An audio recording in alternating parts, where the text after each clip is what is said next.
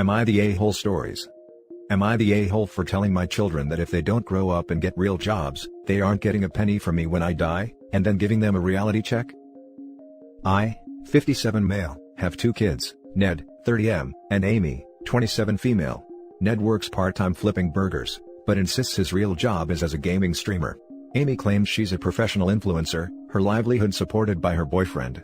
My kids are adults, what they do with their lives is their choice. We've had several arguments about it. But ultimately, as adults, the responsibility for their lives is their own. Over Christmas, we were talking about their mother, on Zoom, when Amy brought up the subject of her will, wondering if she'd left anything to them.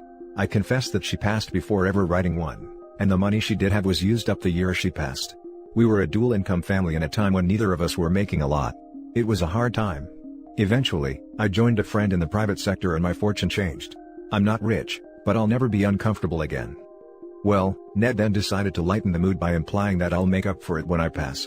I asked him what he meant, and the conversation went as followed. Me, what do you mean? Ned, well, you have a lot of money, right? It'll go to us. Me, and who told you that? Amy, what do you mean? Me, I've made it very clear that I don't approve of the way you both live. You both chose not to get an education or real jobs.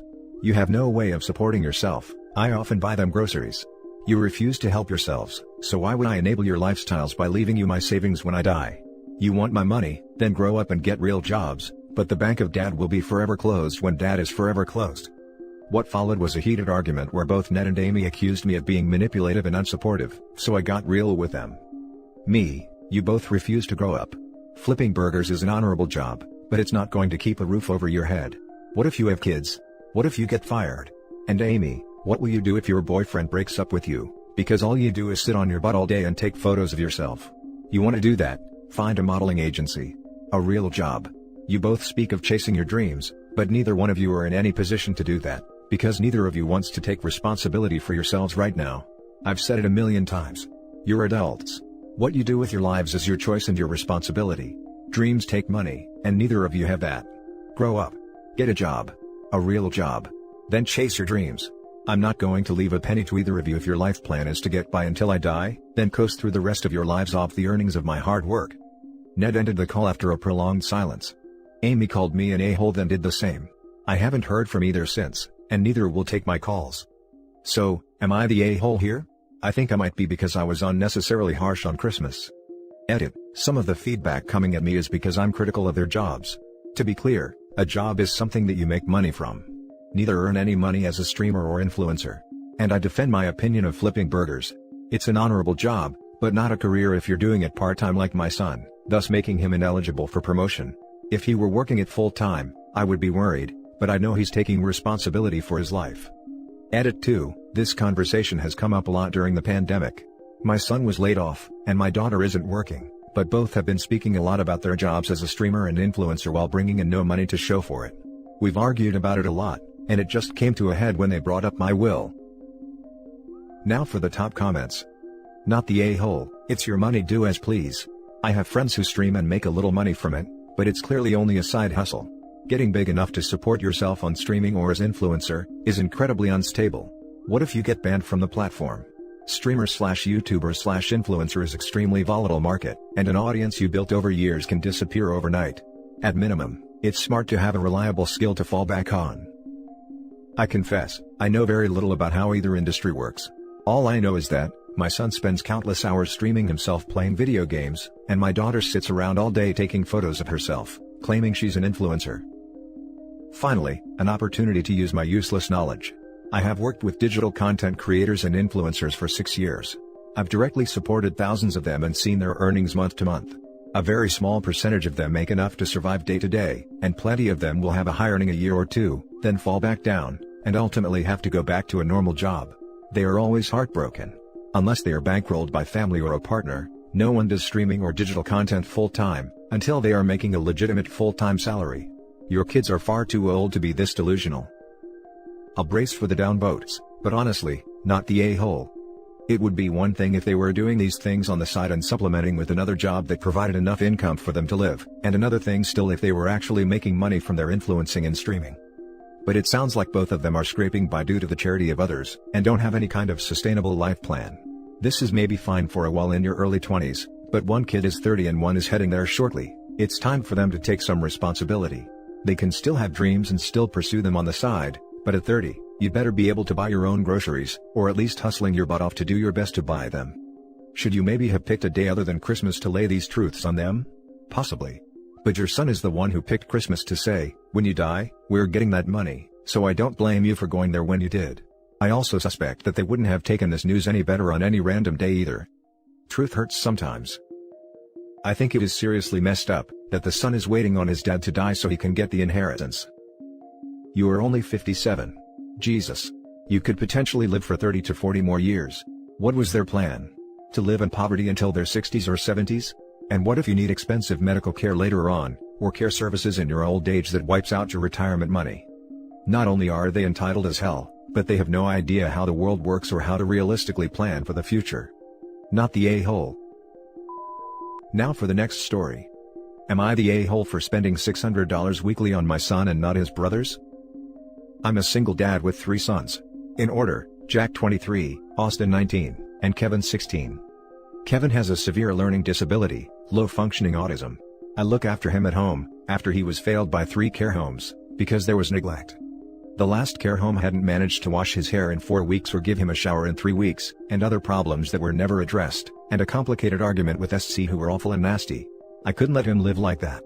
Jack and Austin both live at home. They didn't want him to return home, and were being negative towards him. They said since he's back home, they won't be involved in his care. I'm not sure why they want this for their brother to be treated as less, just because of his special needs. I know it's not easy for them, Kevin, and me, but he's their brother. I started looking after him myself. Routine has changed, but I managed at first. I started working from home so I could spend more time with him. But it didn't work because not only am I solely taking care of him, everyone else in the house doesn't help with simple tasks. It's just exhausting to be doing everything alone. I decided to hire a paid carer that takes about $600 weekly. Austin and Jack knew about it, and they were upset with me, asking me why I was spending that much money on Kevin alone and demanded equality, and be given the same amount of money weekly too. I was stunned when they both lashed out at me for playing favorites and treating Kevin differently, saying he was my spoiled favorite. They started complaining about needing money to fix their phones / new TV / a new dishwasher, etc. I told them that I had no choice since no one wanted to participate in his care, and that they're capable adults who can start earning their own money if they wanted. They said they weren't obligated to take part in his care, so I should stop holding that over their heads. Then demanded that I give them the same amount of money weekly. We argued back and forth, and they both took turns to try to guilt me for what I did. They refused to drop it, and other family members got involved. My sister berated me saying I was being unfair, and that their reaction is understandable. They're both 23 and 19, they can move out if they want. At least they don't pay rent nor groceries.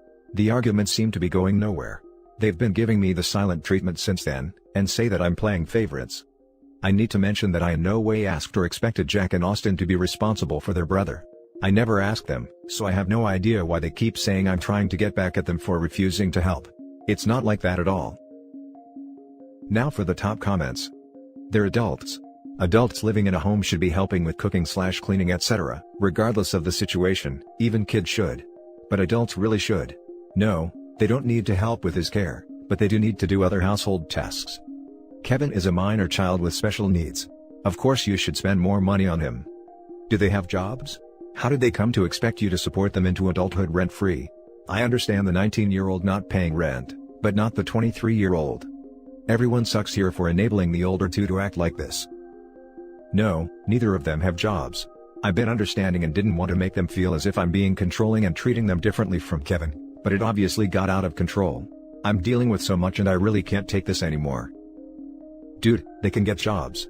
That's not being controlling, it's making sure they're responsible adults, which they're not right now. It's not like Kevin can even get a job, so they should be thankful they have that ability. I've already talked to them about this. Jack wants to get a job, but it's Austin who keeps demanding things from me, and being a Jack's ear about the difference in treatment.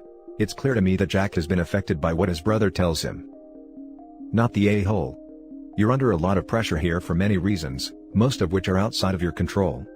It's clear that your other sons see Kevin as a burden, wanting nothing to do with him, but also as a threat from the perspective of your time / money / attention. I suspect this goes back to their childhood where they always felt like his special needs meant that they got less than.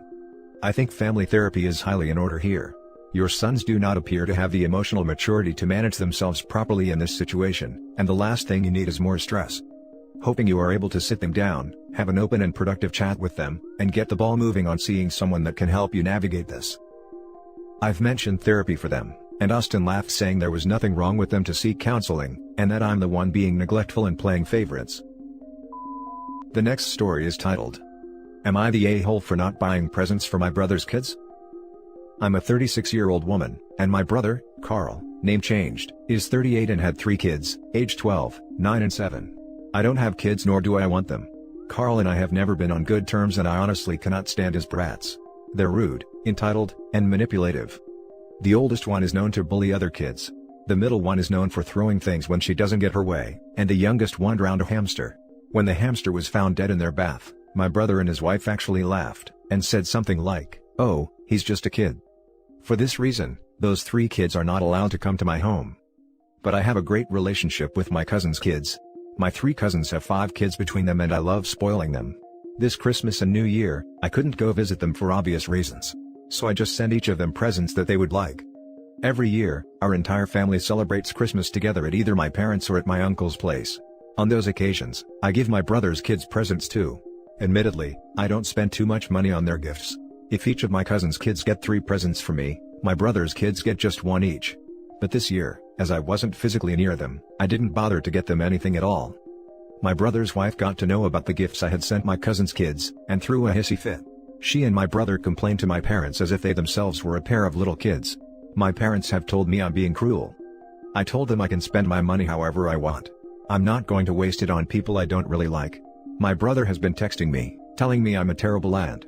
I just texted back some funny emojis. LOL. Tell me, am I the a-hole for not getting my brother's spawn something? Top comments. Not the a-hole. The fact that your sister-in-law threw a fit over something that was none of her business to begin with, isn't your fault or problem.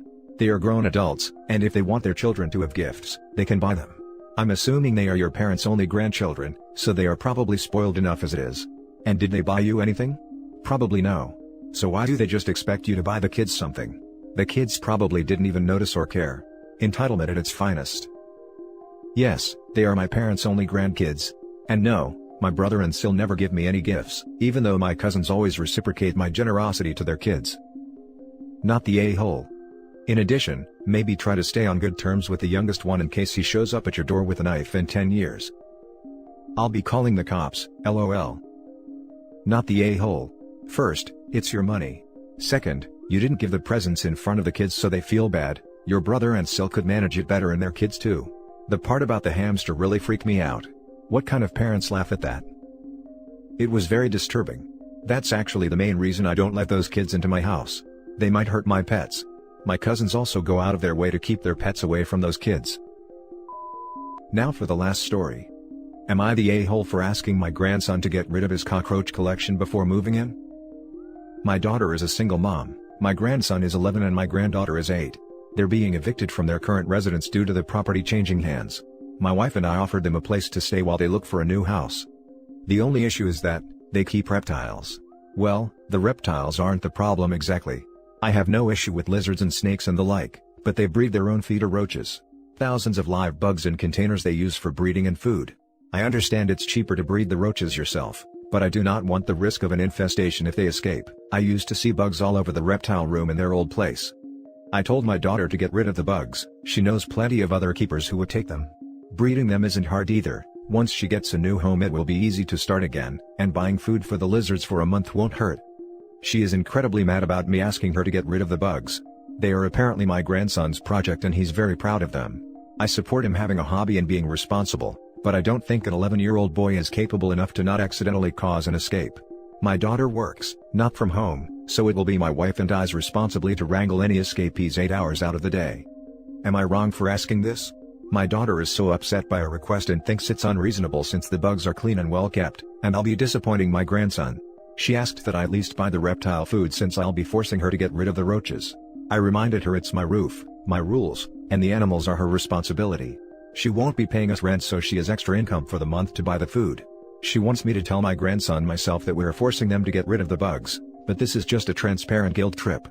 I don't think I'm strong-arming her into this, or that my request for no cockroaches in my home is a crazy one. I'm editing the post to say a few things. 1. They are dubia roaches, and no, I don't know how she got them. I wasn't even aware they were illegal in Florida until I made this post. I'm hardly an expert on reptiles or bugs, so forgive me if I get some things wrong. 2. They have to leave their current housing situation because the new owner is changing the property. I don't know if evicted is the right word in this circumstance, but they were strongly suggested to leave and didn't get proper notice. No, this isn't legal, but we can't do much about it. Now for the comments. Not the a-hole. First off, you are incredibly generous for allowing your daughter to come live with you rent-free, with her small children, and a friggin' reptile zoo. Personally, I feel like even that much would drive me to resentment. But if the line for you is only the roaches, well, so much the better. That's an easy solve. And it's not like these are animals your grandson was attached to, he literally was planning to put them to death. If they're so inflexible that they can't grant you this one compromise, well, they're welcome to find another snake and lizard-friendly rent-free place to live. I'm sure that will be a very easy ask. Not the a-hole. I keep reptiles too, and yeah, there will always be some escaped bugs around. To be fair, unless your home is dirty, as in food crumbles all over, there won't be an infestation. However, I understand some people don't like having certain bugs in their house at all. My mother hates reptiles and bugs, so she doesn't want me to bring them over when I visit. I think they should remember they are moving in someone else's house, and they can start again when they get back. I know it's a kid project and all, but I also think it's a good time to learn other people's boundaries as well. Not the a-hole. This is not an unreasonable request at all. But, OP, I want to be very real with you here. If you have seen roaches outside cages in their apartment before, then they are bringing roaches with them, even if they offload all of the caged ones.